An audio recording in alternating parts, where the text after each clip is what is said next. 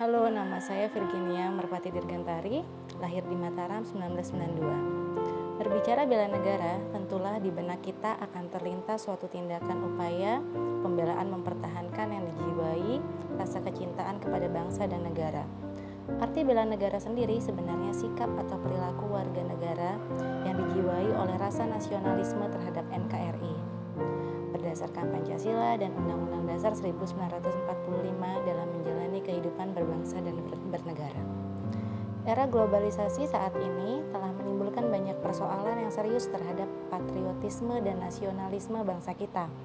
Teknologi di segala bidang, terutama teknologi informasi, suatu keniscayaan yang tidak bisa kita hindari, di mana masyarakat bisa dengan mudahnya mengakses informasi yang baik, bahkan yang buruk, sekalipun melalui jejaring internet di seluruh dunia. Hal ini nyata berdampak pada kehidupan di masyarakat kita pada saat ini. Akibat tak terbendungnya informasi-informasi tersebut, dampaknya diantaranya makin rendah dan memudarnya nilai-nilai budaya bangsa. Menurunnya rasa solidaritas sosial, munculnya paham radikalisme yang mengancam negara. Era kekinian banyak jargon yang diucapkan masyarakat dalam upaya membela negara, seperti yang sering terdengar pekikan jargon NKRI harga mati, aku Pancasila, aku Indonesia sebagai perlawanan atas situasi dan kondisi saat ini, yang dirasakan rawan perpecahan di antara anak bangsa. Apalah artinya sebuah slogan sebagus apapun itu kalau hanya di mulut saja, kalau pada kenyataannya kita belum bisa mengimplementasikannya di kehidupan sehari-hari. Implementasi upaya bela negara dalam kehidupan sehari-hari banyak sekali contohnya yang dapat kita terapkan dengan hal-hal yang bermanfaat di kehidupan keseharian kita. Bela negara bisa kita lakukan dimulai dari diri kita sendiri. Sebagai contoh perilaku yang menunjukkan cinta tanah air dalam bela negara adalah yang pertama, menggunakan produk dalam negeri. Menggunakan produk dalam negeri akan meningkatkan penghasilan para pengrajin atau produsen dalam negeri. Impact-nya adalah pendapatan per kapita negara akan meningkat.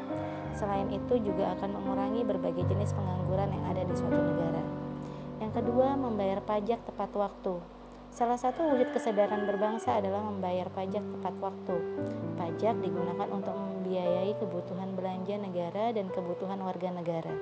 Jadi seharusnya pajak akan kembali kepada rakyat itu sendiri. Hal yang tidak boleh dilakukan adalah menunda membayar pajak atau memanipulasi pajak. Ketiga, toleransi terhadap perbedaan suku, agama, ras, dan antar golongan.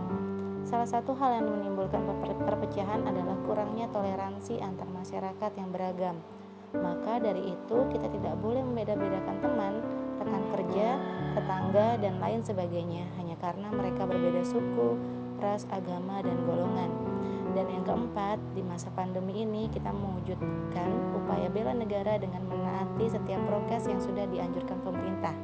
Karena setiap warga negara Indonesia harus merasa terpanggil untuk ikut serta dalam membela negara, menyelamatkan negara dari pandemi COVID-19 ini. Sesuai pasal 27 ayat 3 Undang-Undang Dasar 1945 bahwa setiap warga negara berhak dan wajib ikut serta dalam upaya pembelaan negara, yang artinya setiap warga negara memiliki hak untuk mendapatkan perlindungan dari negara serta wajib untuk ikut serta dalam upaya membela negara.